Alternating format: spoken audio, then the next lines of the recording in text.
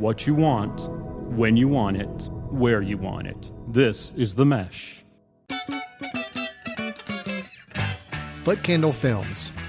Film news and reviews from two guys who really like movies. This episode is brought to you by the Footcandle Film Society. For a schedule of upcoming screenings and membership information, visit the Society's website at www.footcandle.org. Hello, everyone, and welcome to Footcandle Films here on themesh.tv. My name is Alan. Over there across from me is Chris. Hello. And we are here in the middle of November. Chris, I noticed you have stopped shaving. Is that for this whole November thing? It is. I also recently moved, and so it was too busy. I kind of couldn't find the razor, so it's kind of all worked out time-wise for you. Yeah. I've been going razorless for about 2 months now, I guess, so trying to see how that works for me. So we are the bearded ones here with you to talk about some films. And we got two films we're going to be reviewing today. First off is the latest Ridley Scott film, The Martian, starring Matt Damon. Then we'll also be talking about the Michael Fassbender, Aaron Sorkin film, Steve Jobs. And then we'll cover a couple of quick movie news items and end up with our recommendations of the episode of something we think you ought to check out online that maybe you've missed in the past. So with that, Chris, I say we just jump right in and get started. Is that okay with you? Yeah, sounds good. Our first review is going to be the latest spy science fiction film by master filmmaker Ridley Scott called The Martian. I guarantee you that at some point, everything's going to go south on you. Ready? And you're going to say, this is it. This is how I end. Commander, Mark is dead. We have to go now.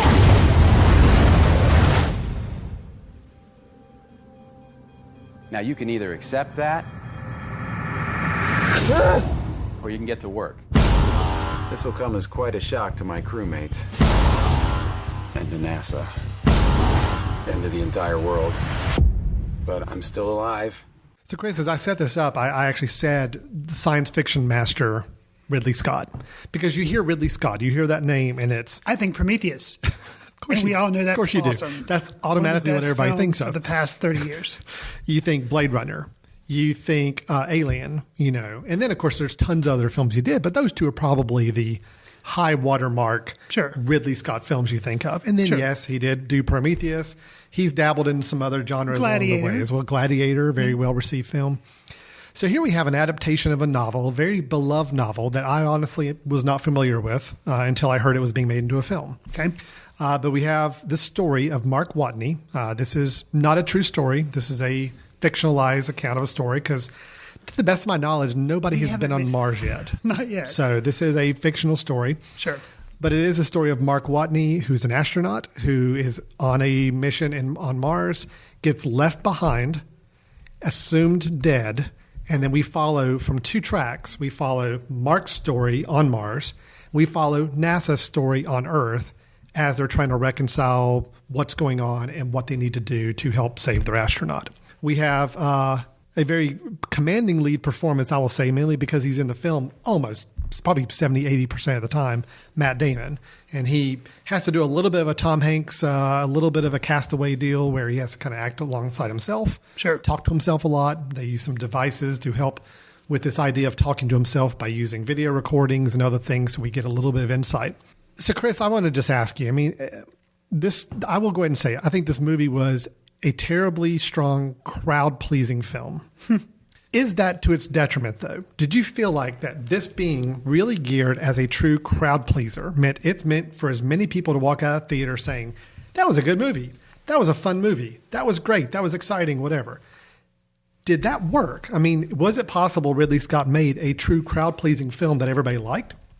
Or do you think that actually hurt the film in some way by trying to be so enjoyable for everybody watching it?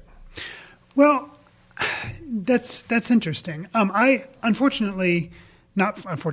read the book first. Oh, you did? So I did know it was a book, and I knew the movie was coming out, and I had heard Ridley Scott was doing it, so I was excited about it, and I wanted to go ahead and read the book first because that's just how I roll sometimes. So it's pretty loyal to the book. Is it? And the book is, kind of, I guess, it's a bestseller, so it's, quote unquote crowd pleasing. Yeah. So did they alter it mainly a lot for the movie? No. So if the book was mainly crowd pleasing, as the movie will be as well.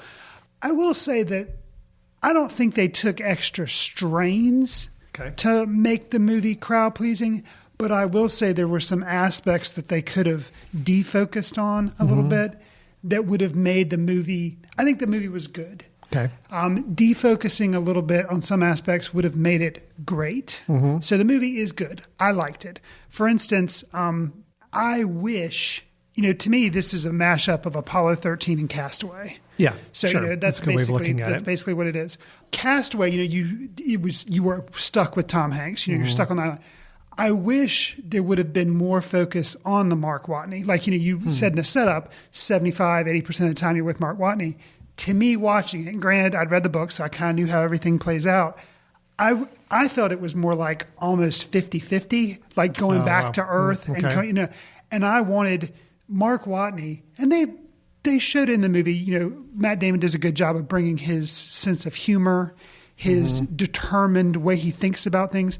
He did a good job showing that. I wish they would have showed it more, less worried about Earth and the mechanics of what's happening back on Earth, and more focusing on Watney. Because every time they went back to Earth, I kind of got bored. That's interesting. I wanted more. I wanted more Watney. I could not and I just, because he's so interesting and so funny, and basically in the book, and he is in the movie too. But I just felt like they could have given him more. And there again, it is a jaded perspective because I did read the book. But I thought the movie, Matt Damon did an excellent job. And of course, Ridley Scott, I've gone on record, I like him as a director. I really like when he does space stuff. So, I like Alien, I like Prometheus. And I knew going into Martian, I'm like, this is going to be shot well. It's going to look amazing. And of course it did. Yeah. And unlike, actually, there's one other movie that if we're going to say it's a mashup between Castaway, Apollo 13, then the movie I didn't really care for, Gravity. And where Gravity I thought was all how it looked and there wasn't really any meat to it, this actually had meat to it. It had something going on. So it made me like it more than, say, Gravity.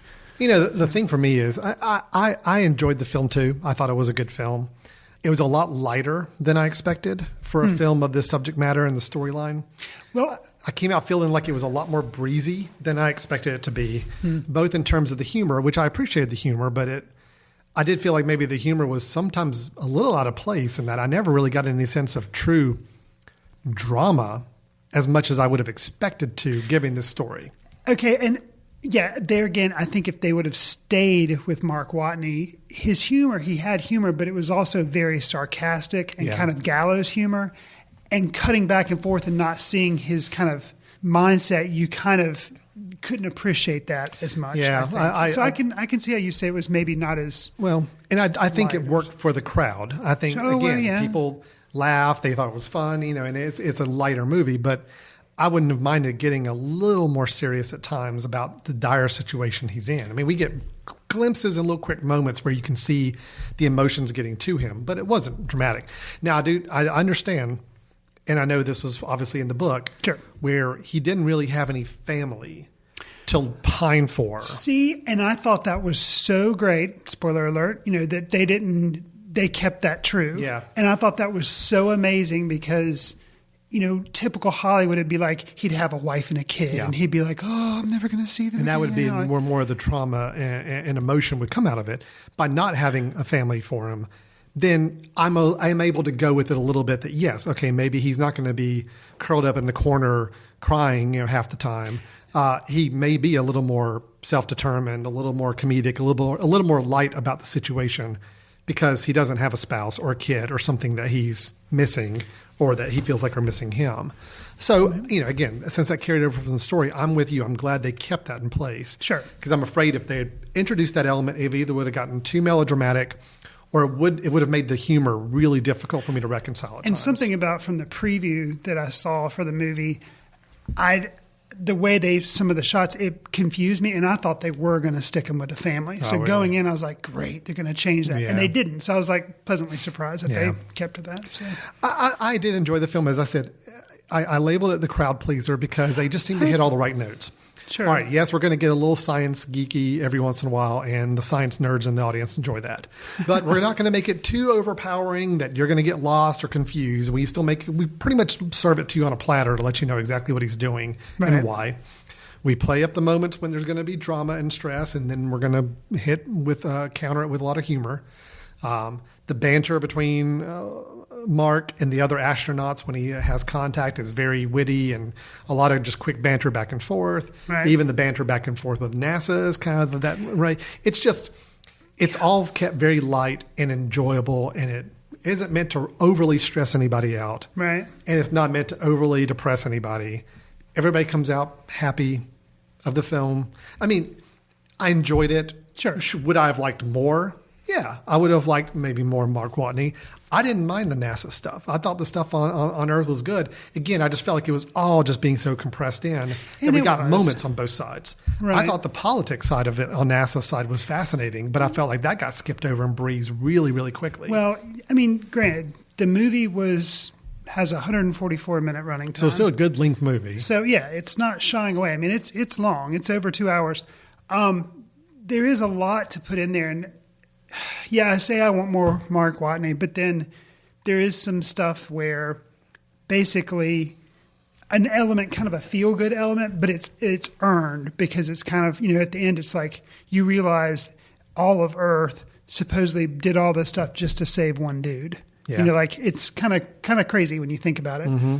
But there's a point made in the book that's like, it's you could say it's just Pollyanna-ish and kind of happy, like, oh yeah, everything's going to be smiling and rainbows. He's like, but Mark Watney kind of makes a statement about how, like, it's funny, but if some people do want to help, it's you wouldn't think so, but like nations coming together and people actually generally do want to help. Yeah. But there's an interesting there's an interesting theme there that's kind of touched on in the movie, but not really. That could have been make it more deep and make you more of a thinking movie. Still kind of crowd pleasing, but it's kind of a deeper, like, why don't we help people? You know what I would have wanted out of this story? What's that? Give me a 10 to 13 episode miniseries on Netflix. Oh, yeah.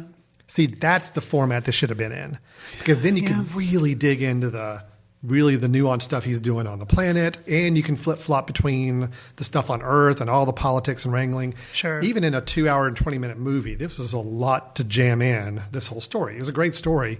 But again, to really dig into the science side of what's happening on Mars, and then to dig into the political side of what's going on Earth, those were both really fascinating to me, and I felt like both had to get compressed and really shot through pretty quick just to get this whole story done in a little over 2 hours. And I can't remember how long he was on Mars. But, you're only in the movie theater for 2 hours. Right. Oh, he was on there for, it was months. Over a year. Over a year. It's over a year. I can't remember. Yeah. Maybe it was almost 2 years. I can't remember, but I know it was for at least a year.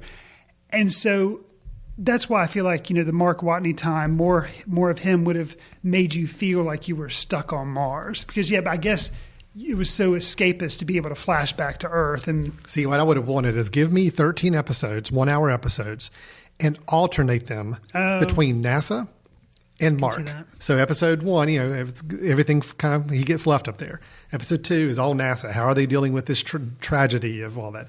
Episode 3, let's follow Mark for an hour while he's actually getting his bearings. So you're kind of doing that ping pong back and forth where you're getting the different perspectives going on at the same time. That would have been a really cool format. I think what we're doing sounds to me, Alan, that we're basically on the same page. We both liked the movie, but we both wanted more. And I think we want to take this idea to Ridley Scott and Andy Weir, the author of the book, and say, hey, guys, you need to sell this to Showtime or HBO or FX. Netflix. Oh, Netflix would be good. And just make a series of it because there's so much more potential. Don't do a sequel movie. Nope. Just redo this one. But just give yourself 13, 14 hours to do it. Take your time. I think that would be awesome. Be good. It would be. So I think that's my biggest issue, is that to make it just a nice, tidy package, which is really what it was at the end, a nice, tidy package of a film. They had to kind of breeze through a lot of things, and they had to fit in the humor and counter it with some level of drama, but I didn't feel like it was maybe deep enough at times. I just kept very light on the surface, and it's just, this is a great story and a great character. I wanted more out of it. Sure. And I guess that's my biggest issue with it. Also, I never once really remembered it was a Ridley Scott film while I was watching it. Nothing about it really stuck to me as, wow, this is grandiose filmmaking. It looked good. It was fine. It was serviceable.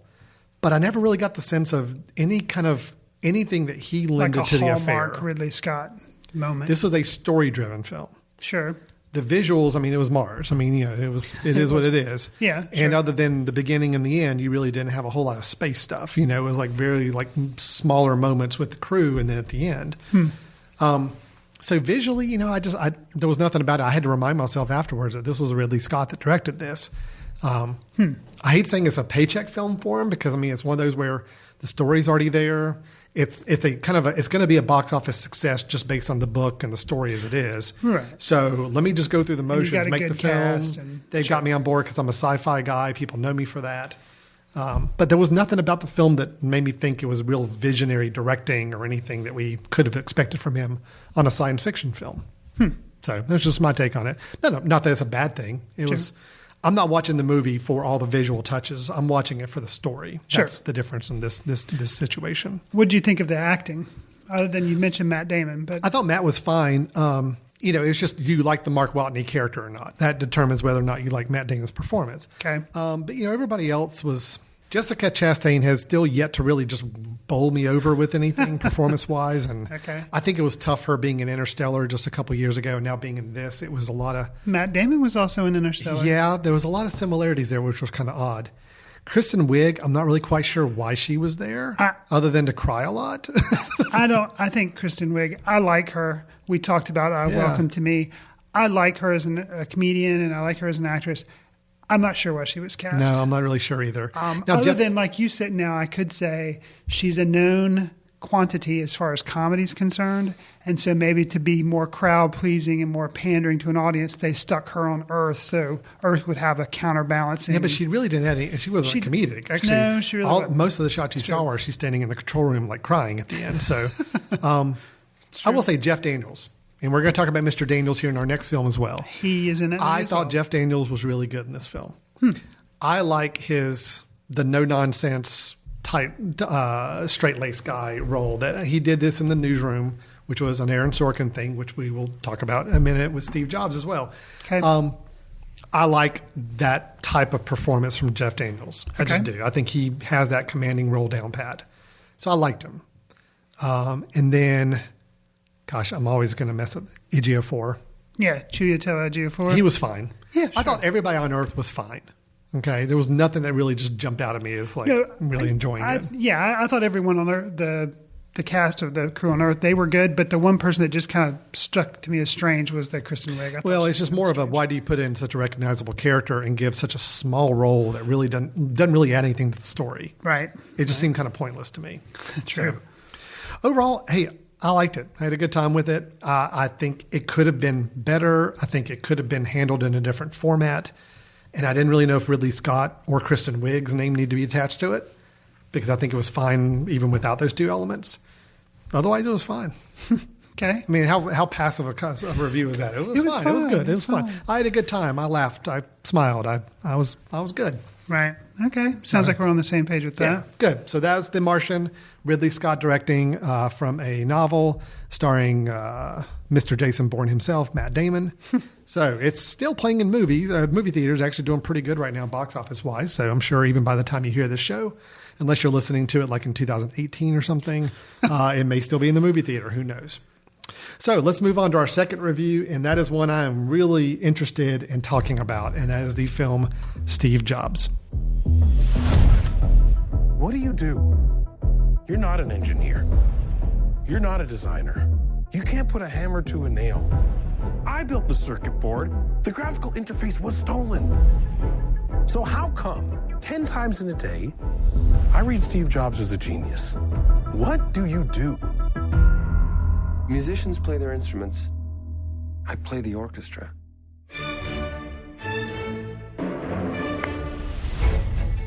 Alan, when talking about this movie, we had it as a news item in episodes past. I think I was the one who remarked, but you kind of agreed with me. This movie has everything going for it. Director, Danny Boyle. Yes. Written by Aaron Sorkin. Yes. Starring Michael Fassbender as Steve Jobs. So it's like, it's theirs to mess up. All these great elements. We were both of us have been looking forward to it. The movie's been out now for a couple of weeks. Alan, how do you feel like they handled this material? Do you think they messed it up? Man, you're right. Every element. Somebody commented to me that it's almost like this film was custom made for me. Because really, it's one of my favorite directors. Danny Boyle, yeah. Doing a film about one of my favorite historical characters. Right. With one of my favorite actors. Right. Written by a guy that I really like, The Social Network, and I like the Newsroom, and I like The West Wing. So, sure. Yeah. I don't know. I'm still trying to put my nose on exactly why this film didn't work for me. Okay. And I think I've got it figured out. Okay. I think the conceit of the film that is chopped up into 3 pieces, and it's the 30 to 45 minutes before a keynote address that Steve Jobs delivers. Okay. On paper, that sounds like a really cool conceit. I think that completely messes this film up and makes it a really frustrating film for me to watch. Because to do this conceit, to have this work, and you've got these characters that interact with Steve Jobs, and they're all conveniently showing up in that same 30 to 45 minute block of time before a keynote on 3 completely separate occasions. Years apart, talking about the same topics in all 3 phases of his life. Takes a huge stretch of the imagination to believe that that's anywhere close to anything happened. Well, and let's address that right off the bat. This movie was based on the Walter Isaacson book, the biography that Steve Jobs commissioned Walter Isaacson to kind of write with him before, when he knew he had cancer and he wanted to go ahead and have a biography written about him. But it was based on that book. And then the screenplay, Aaron Sorkin, obviously famously, like you mentioned, The Social Network, took that. So yeah, there are, as with movies happen, there were things where they kind of conveniently made certain things happen. Like you're saying, specifically the instance of his daughter showing up before all 3 events. Well, it's like it's almost like the Christmas Carol story, where you're going to be visited by Steve the Jobs 3 ghosts. is Scrooge, okay. In a way, the way I've kind of had to reconcile how I can maybe find a way to enjoy this film is I have to look at it in a whole different lens. Okay. That everything happening before these keynotes was all in Steve Jobs' head. Okay? Interesting. If you take that approach, that's why the same 5 or 6 people he interacts with every single time, because they all represent a different part of his life that either he's not happy with or concerned about or is tying up space in his brain.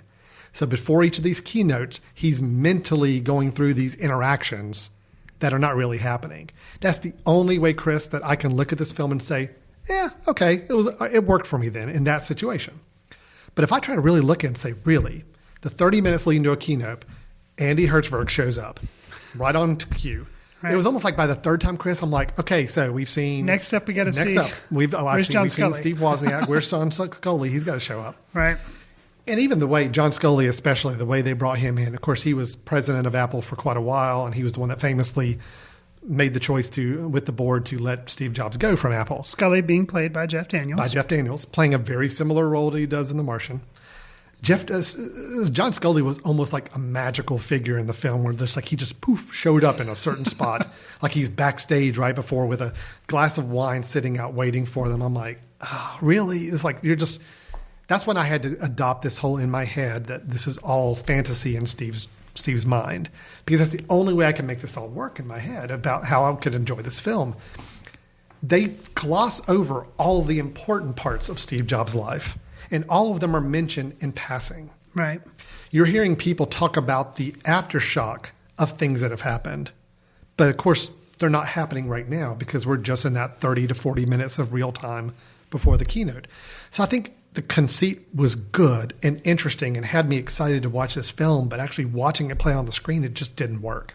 Well, and we've talked as well in episodes in the past when we talk about biographies or maybe based on people's real lives, how a common failing is to start in their childhood and go through their passing away, which this movie could have easily done. Could have done. And that often they're trying to cram too much. So it's like you heard the unique approach of this movie and kind of said, hey, that's exciting. That's different. That's great. As soon as I heard the conceit, I'm like, perfect. Love it. Because I love Steve Jobs' keynotes. They really do resemble him at different peaks of his life and at a good spot. And I love the drama leading up to it. The first 15 minutes, I was totally on board. Okay. If you remember, the very first shot we have is backstage, you're getting ready to unveil the Mac, and they could not get the Mac to talk. The whole dialogue and interaction of just trying to get this one thing to work on the stage. Yeah, that's what I loved about the film. That was, I think that was a strong point of the film for me as well. The dialogue between Steve Jobs and Andy Hertzfeld. Yes, I agree. Yeah. And if that had continued, if that had been the kind of tone we had throughout the film, I think we would have had a really interesting film. But unfortunately, that first little 15 minutes clues you in right away. This is the kind of person Steve Jobs is. Fine. Right. Everything else is then passive. Everything else is then, well, Steve, you did this in the past and you made this choice in the past and you're not supporting this person in the past. That first 15 minutes was him in the element actually being Steve Jobs. Sure. And that was what made it interesting to watch that first little bit. Because you knew all along why he wanted the Mac to talk. Right. He knew in his head there was a reason for it. And Right. could the Apple's fortunes have been different if the Mac didn't talk during the rollout? Maybe, it was passionate. It was something important for him. He wanted it. And seeing that drive and how he can maneuver the people around him to get what he wants was what was really interesting. Everything else in the film I felt like was people talking about something that's already happened. Well, and I had a problem with, like you, I was excited about the conceit of, the 3 instances in time. The first instance I thought was really strong. Actually, honestly, the first 2 instances I thought were great. The last third I felt didn't work at all. But the first 2 instances, the first is the launch of the Macintosh. The second instance is him at Next and launching, kind of unveiling the Next Cube. I felt both of those were very strong. But what really bothered me was I guess if you think about this as like a Big Mac with 3 big meat patties or whatever, the bread that went in between to bridge the first instance to the second instance, it was like this montage with like scrolling dates and news. I thought both of those in between the first and second instance and the second and third instance were horrible. Yeah, horrible. They were not part of the same film. It was just like, although we need to kind of let the audience know that some things did happen in between. But the thing is, they're flashing up these headlines and doing it in such a trite way.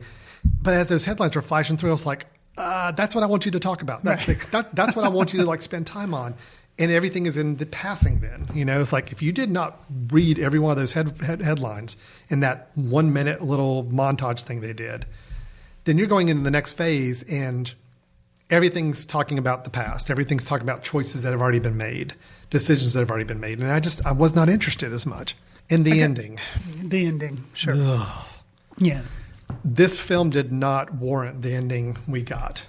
The ending was so just over the top on the nose, which does not fit what they were trying to do with the rest of the film. And I just hated the end of the film because nothing told me that end should have been the end of the film. Sure. It really felt like it was like they had a more realistic ending to the film. Audiences saw it and said, "Oh, we don't like that. We want a happy ending." So like, okay, fine, we'll give you a happy ending. And they gave the closest they could give to a happy ending, which just felt so forced. Well, I have to say, I think it sounds as if I am more positive on this film than you are. And one of the reasons is I thought the cast was dead on.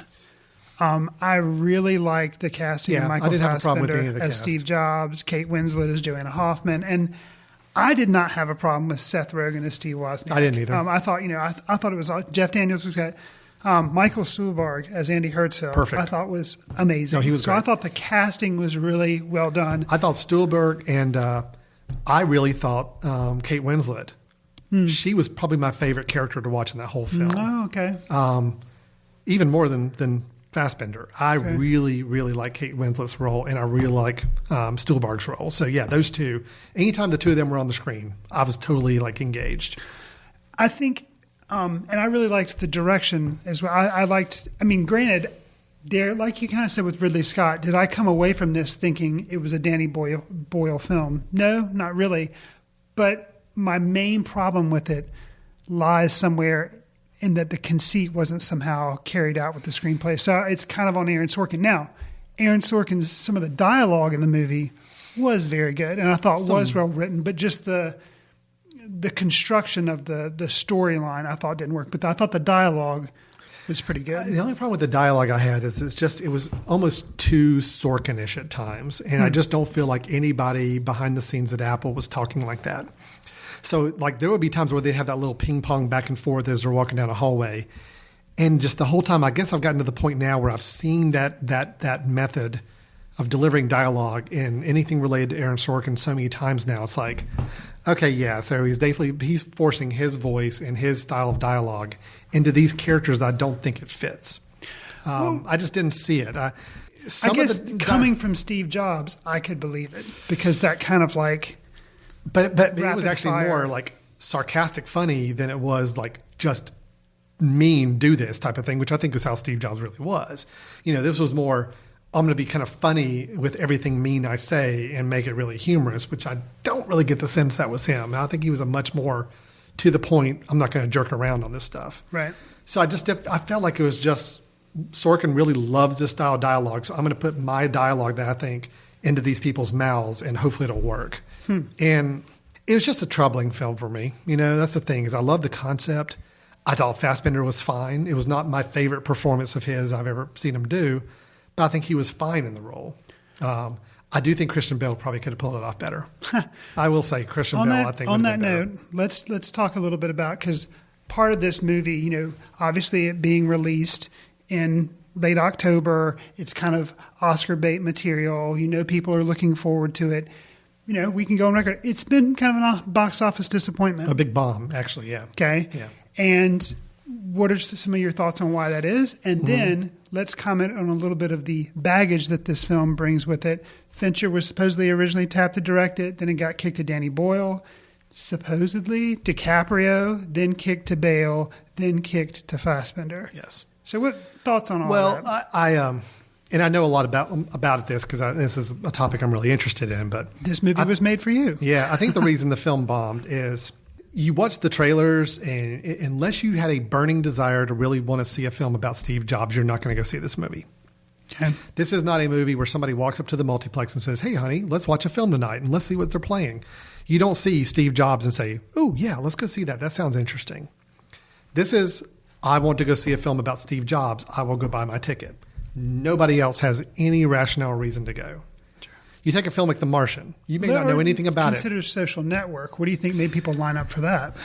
I think The Social Network, I think it was just people were curious about Facebook. Facebook was so just the buzz right then. That was when Facebook was really getting popular. It's like, oh, did you know there's kind of a little bit of an interesting story of how Facebook got started and all. I think it just hit the zeitgeist at the right time. So everybody's kind of played out with that. Yeah, Steve Jobs, we've already had a film. We've had a documentary. We reviewed Ashton Kutcher. Yeah, there's been TV shows. Little mini documentaries on TV programs. There's been a lot of Steve Jobs stuff. Sure. I don't think people have as much mystery about Apple anymore. Gotcha. I think people that wanted to know about Apple know about Apple. So I just don't think the interest was there. Michael Fassbender, awesome actor. He's not a box office draw yet. I think that had a little bit of an effect on it. Would Christian Bale have added more? Probably not much. Would DiCaprio? Yes. DiCaprio would have made this not a huge success, but I think it would have come out a little bit better on the box office side. And then I think, word of mouth too. I sat in a theater and there was a couple right in front of me. There's only like 6 people in the theater. The couple in front of me, I could tell had no idea what they were getting in for. Sure. And they sat there and I could even see them talking to each other the whole time. Like, what's going on? I don't understand. All they're doing is just talking the whole time. I don't know what's going on. I think that word gets out as like, oh yeah, you don't need to go see that movie. It's just a bunch of people talking and about stuff we don't know. And that hurt it as well. This is an instance where it kind of surprises me that this movie was made. Yeah. And the reason I say that is because I feel like it was a very inside baseball movie. Absolutely. A very behind the scenes movie. And the only people that could appreciate it are either people like you who followed Apple really closely, read a lot of stuff online, or people like me that, here again, I read the book. So I wasn't confused because I already knew he was adopted. Oh, okay. He had a daughter that he didn't recognize for a while. Oh, okay. And But in the back of your mind, you're thinking, man, if I didn't know this stuff, I'd be confused. I'd be totally lost right now. And so that was validated for me. My parents went to go see the movie. Mom had read the book. Dad had not. He was constantly leaning over and asking her, hey, why are they doing happened that? here? And Mom's like, oh, well, I'll tell you afterwards.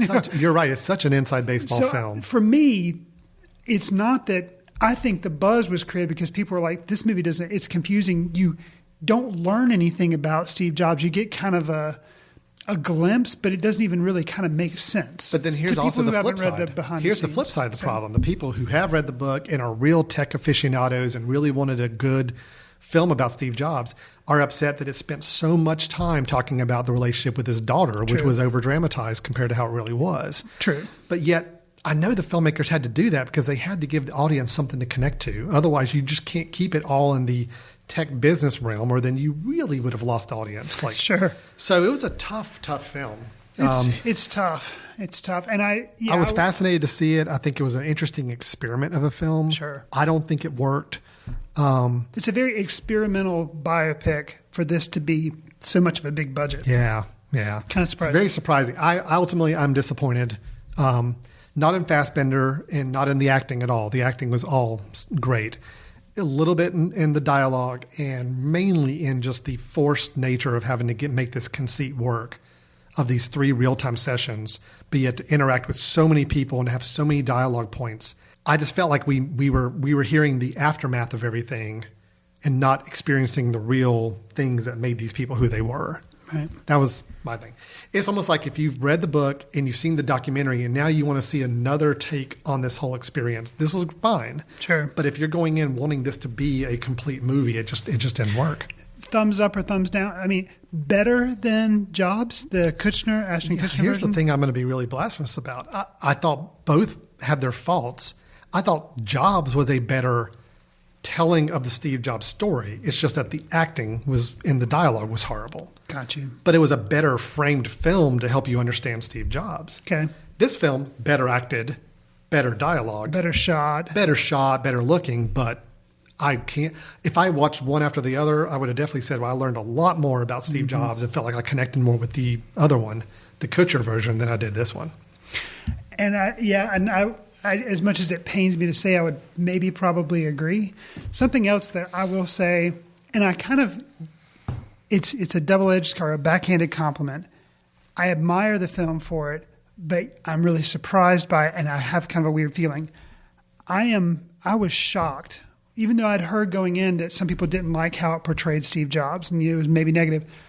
I was really surprised and shocked how negative the film portrayed Steve Jobs. I felt like, to me personally, I felt like it was very negative and made him out to be a cold, unfeeling robot. And at the very end, there are little dollops of redeemability throughout the film, but at the end, of course, there is the third act that I don't like. He does have the kind of redeeming moment, which was unearned. We've talked about that. But I was really surprised at the end. I was like, wow, I'm really surprised how mean and mean-spirited this makes Steve Jobs look. But there's where I'm kind of surprised. Countering that, though, I'm impressed that a film, when you're doing a biography about somebody, which it would be very easy to put Steve Jobs up on a pedestal and just say, he is such a genius. Anytime that he had any personality quirks, it was so totally worth it because that's who he was, and he was such a genius, and we're so lucky to have it. Like, I'm surprised that this film does. But I thought maybe they went too far the other direction and maybe not demonizing him. But I was surprised at how negative it was about Steve I actually Jobs. felt like the balance was okay. I think just all the books I've read and the instances I've heard about, it sounded like it was a pretty fair representation to me of him. I think the Kutcher version did lionize him a little bit more and put him up on a pedestal more. This one showed him. So that's why I admired this one a little more, but it was still kind of shocking to me. I think that's the main reason why so many of the other lead actors bowed out, because they got a lot of pressure from Steve Jobs' widow. I had heard about that. Supposedly she made some phone calls asking people not to be in the film. Right. And I think you don't want Apple and Disney and all the other affiliate companies to kind of be looking down on you as an actor. Especially for a film that isn't a guaranteed box office hit. It's like all of them would have been taking a risk to be in this film. So I think they just realized the risk wasn't worth it. Fassbender, probably had nothing to lose. I mean, he's still trying to get his name out there as a big film actor. And I'm glad he did it. I think he did a fine job. I wish the format of the film worked better for me, but it left me really disappointed. Sure. So that's our 2 films to review, The Martian and Steve Jobs. And what we're going to do is take a quick break. When we come back, we'll come back with a recommendation and see if there's any quick movie news to hit before we wrap up the show. You're listening to Footcandle Films here on themesh.tv. I'm with the band on themesh.tv. Features regional music acts discussing their craft and live performances. Subscribe to I'm with the Band on themesh.tv and swim around in the heads of your favorite regional musicians. Welcome back to Footcandle Films here on themesh.tv. I'm Alan. This is Chris. You heard us in the first section talking about the 2 films we reviewed, The Martian by Ridley Scott and Steve Jobs by Danny Boyle starring Michael Fassbender.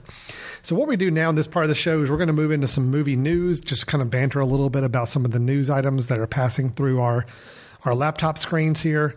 And then we're also going to close out the show with our recommendation. That's a film movie that you're either going to be able to find online, or in my situation, it's still in the movie theater. Chris may have it in another place, but something you could actually go check out that you may have missed, or may just need a little more encouraging to go check out or seek out on your own. Chris, before we get into all that, though, the news and recommendations, let's just do a couple quick little housekeeping notes things. Sure. Reminding everybody they're listening to this on themesh.tv.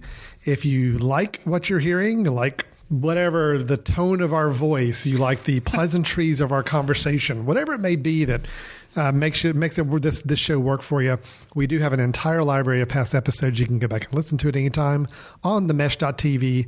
You just go look for Footcandle Films and you'll see everything there.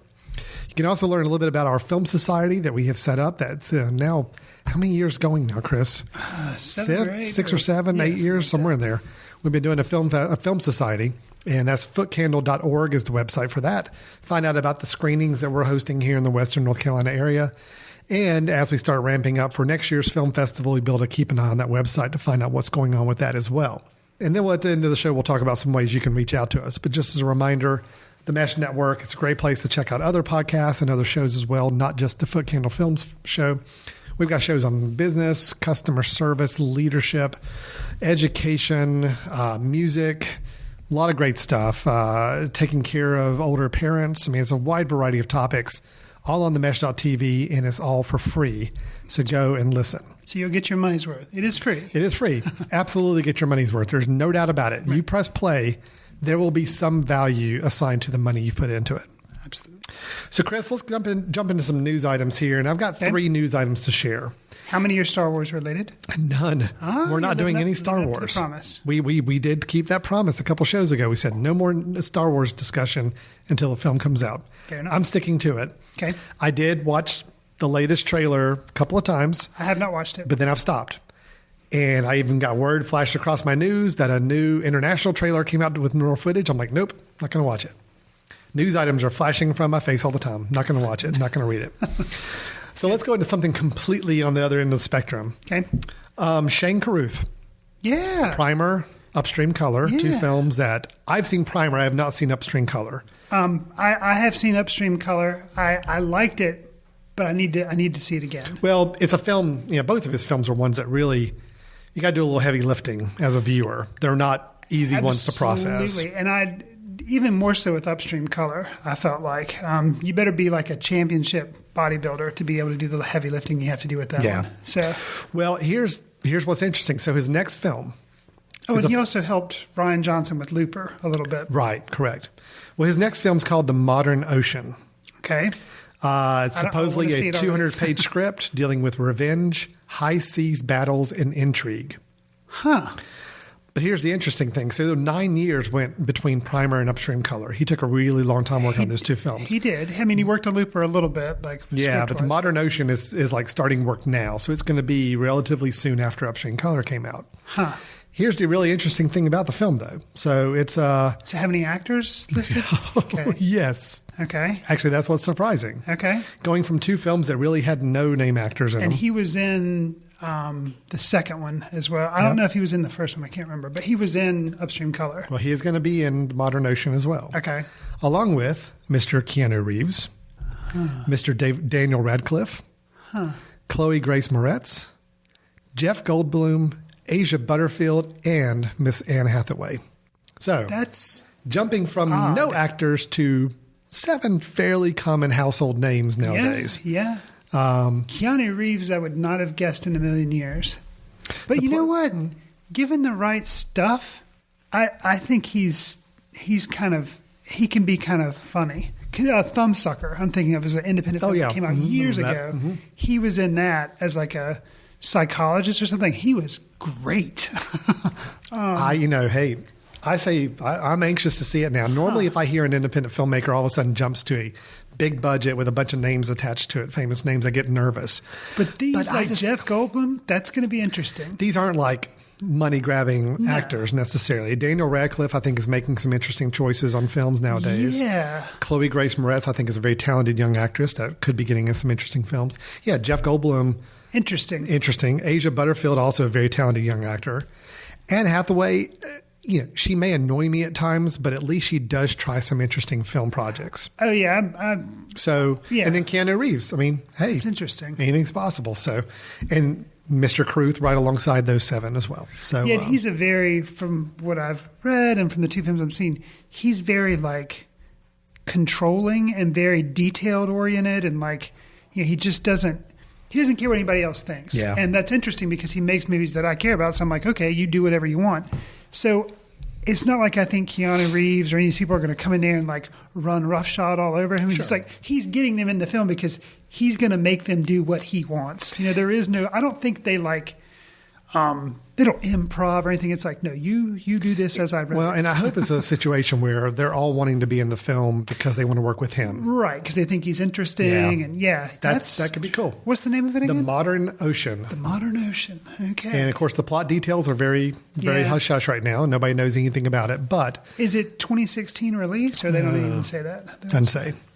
Does not say. Wow. Yeah, so I thought you'd be interested in that. I definitely am. Had not heard anything about that. Right. It's cool. Next item I've got. Did you ever see the Amy Winehouse documentary, Amy? I have not, but I would like to, but I haven't seen it yet. Well, it's going to put both of us at a little bit of a disadvantage on this story, giving an opinion on it, because they're already moving forward with a biopic, like an acted biopic on Amy Winehouse. Now, probably based on how well. I guess because the documentary got so much acclaim, and people are kind of fascinated by her life and story.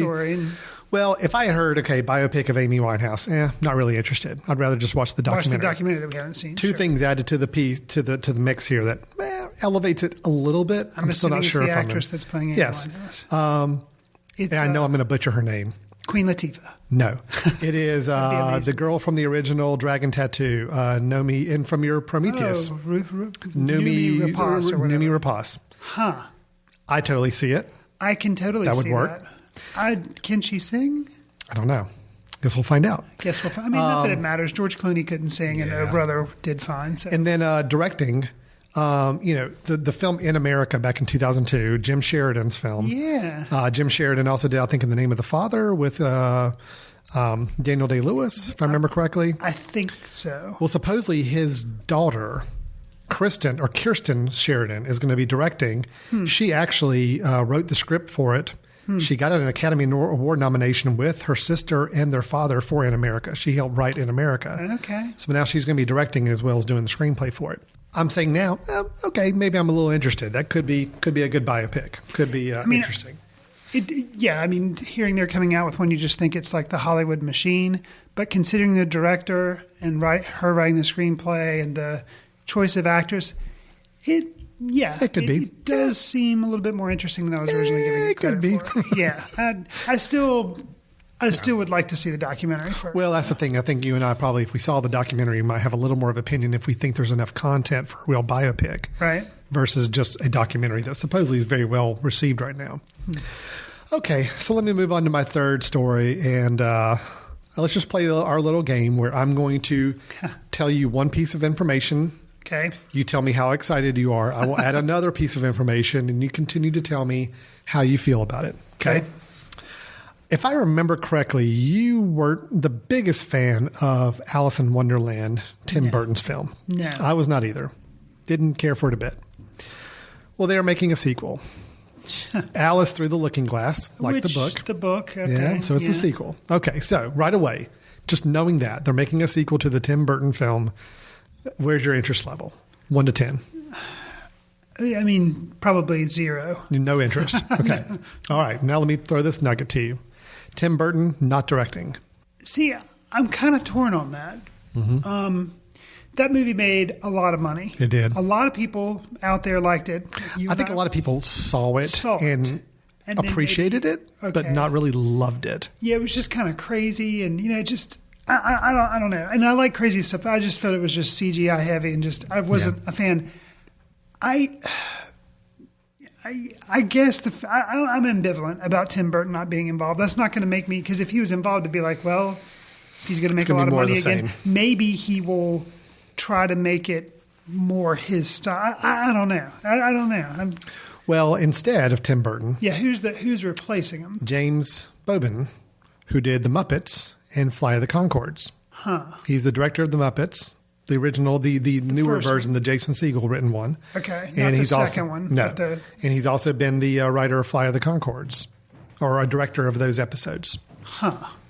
Okay. Any more interest? Yeah. I did. Yeah, I mean, because it seems like, the first one was not funny to me. The Tim Burton. If they're going to try to make it funny maybe I'll find it more interesting. Yeah. Pretty much most of the cast coming back. You still got Maya Wasikowska as the lead. Really? She signed on to come back. And Sacha Baron Cohen is going to be the bad guy, the villain. So he's maybe the Jabberwock? He's the Time. Oh. Yes. They've actually released a preview trailer for it. I mean, it looks like the other Alice in Wonderland film. It didn't look like it changed much tone or style or anything. Okay. I'm willing to give it a little bit more of a pass because I actually think it's a good thing Burton's not doing it. I think Burton's style just didn't work for that film. I think it just got way overblown, and I don't want to go through another hour and a half of that. So, but I like Maya Wasikowska. I like the director.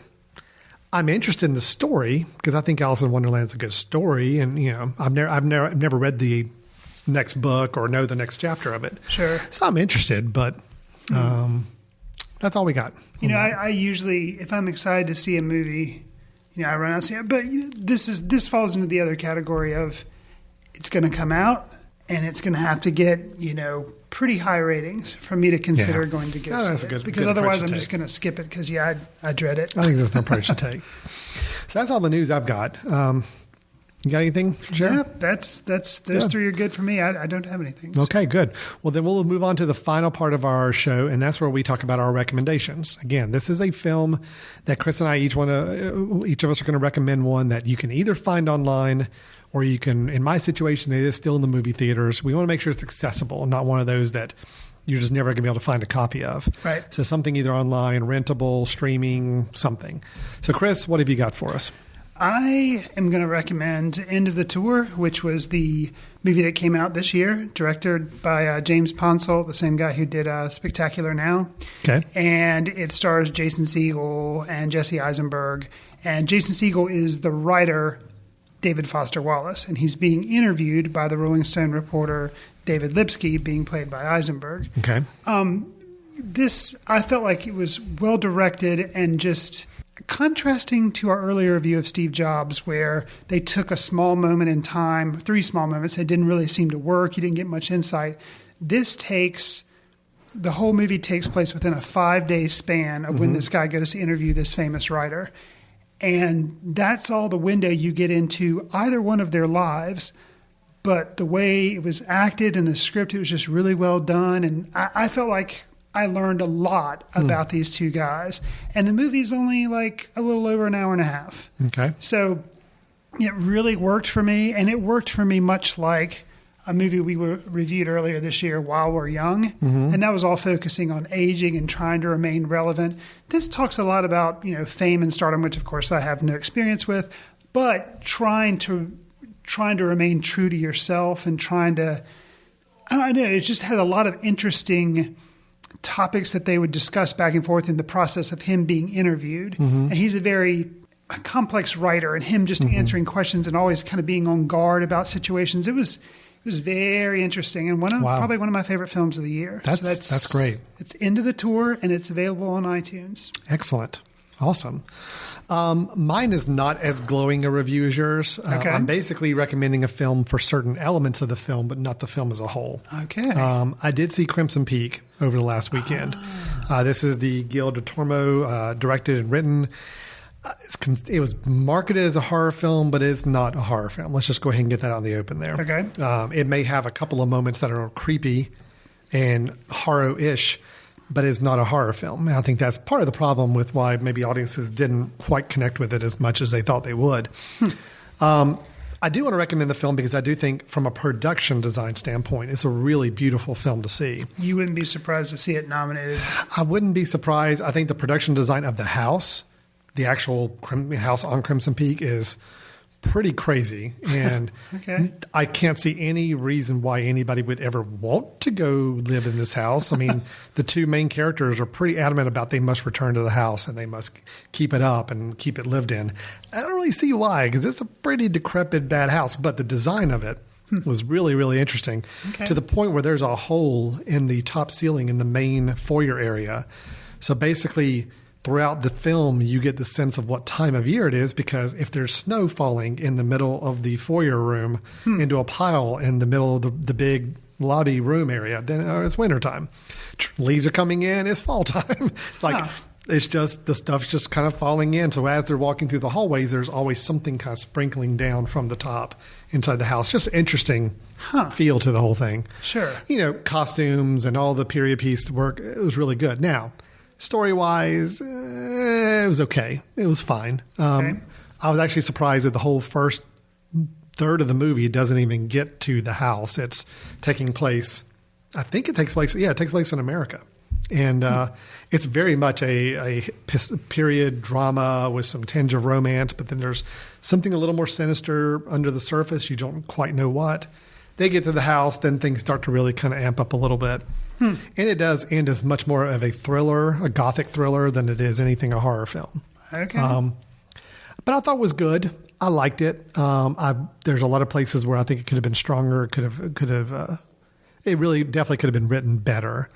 But I do think Wasikowska as the star, she plays Edith Cushing, who is a writer who gets kind of swept away with Mr. Thomas Sharp, played by Tom Hiddleston, who's really good. Okay. I think he definitely has like him. He has the period drama role down, completely buttoned up. I mean, he's got it. Okay. Jessica Chastain. Are you again poo-pooing her performance? Well, she was probably the best in this that I've seen her in a while, especially at the end of the film. Her character shifts a little bit in the last 15, 20 minutes and gets a little nuts, and it's fun to watch. Okay. But we have Charlie Hunnam, who you may remember from Pacific Rim, the other Del Toro film in recent years. Okay.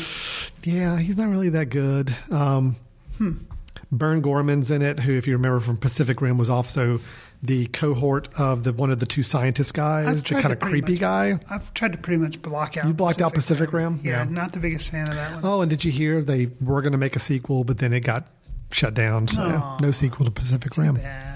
I thought it was fun. Anyway, Pacific Rim, I got it on the brain now. Crimson Peak is a fine film. It's worth checking out, maybe, definitely when it comes online. If it's Netflix or rentable, it's worth watching. And there are some interesting production design elements to it to keep out for. There's some surprises. I do want to see it. There's some surprises, some things that are a little easy to telegraph and see, but it was a good time at the movies. I had a good time with it. Okay. So again, not the most wholehearted recommendation, but if that sounds like the kind of genre of film that you're interested in, I think you might actually have a decent time with it. So. Okay. And honestly, I just haven't seen anything else in a while. So, I mean, really, that's all the other films are ones we're going to be reviewing. So I'm kind of out on other picks right now that I can pass along. Hopefully over the next few weeks, I can catch up on a few online films I've been meaning to watch. So fair enough. All right. So End of the Tour was the name of Chris's recommendation. Then I had Crimson Peak. But also, it sounded like I was recommending Pacific Rim just as much as I was Crimson Peak, but really I was focusing on Crimson Peak. So a couple films to check out. Then we had our news items, Shane Cruz's next film, the Amy Winehouse biopic, and whether or not we're interested in Through the Looking Glass with Alice from Alice in Wonderland. So, Chris, a lot of information we covered, a lot of things. People may have opinions. They may agree or disagree with us. How should they go about contacting us if they had said opinions? Send us an email, info@themesh.tv, and just put in the subject line, Footcandle guys or something like that, and we'll catch on to it. Ask us questions you have about the reviews, or tell us we're wrong, tell us we're correct, whatever. You can also leave us reviews in iTunes because they have all of our shows. That was not immediate feedback, but it's feedback nonetheless, and give us a star rating. We'd always appreciate that. Yeah, so a lot of different ways to get a hold of us. So we do encourage you to reach out, give us your feedback, but also let us know if you got any thoughts or ideas on films that we should be discussing or recommending in future episodes. We would certainly love to hear that. Again, reminder that you can check out footcandle.org, our website for our film festival and film society, to kind of find out what's going on there. We've got some interesting screenings coming up in the next few months. And then we will be looking to start promoting our 2016 film festival probably within a few months, kind of getting the word out there about it a little bit. If you are a filmmaker and you're interested in submitting a film to our 2016 film festival, I believe the submission process is going to start out right at the first of the year. Yep, so pretty much after the holidays, January 2016. I would recommend you go to footcandle.org or footcandlefilmfestival.com. In both places, you can see a link to how to get to submit your film for consideration in our festival. We'd love to get the word out. Chris, we got some other stuff going on too, right? Yeah, here in Catawba County, we are actually in Hickory, the local chapter of the Catawba Valley Habitat for Humanity. They're going to be holding a screening of It's a Wonderful Life, and it's a benefit. They're going to have kind of a Christmas party going on. They're going to have raffles, door prizes, all sorts of fun stuff. No, It's a Wonderful Life. Is this the original version, or is this the remake with The Rock that I think came out a year or two ago? No, this is the original black and white with Jimmy Stewart. Awesome. So yeah, they're going to be showing it on the big screen, and should be a lot of fun. If you're interested and need more information, just go online at habitatcataubavalley.org, and they give you information on ways to buy tickets. So. habitatcataubavalley.org. Yes. Okay, got it.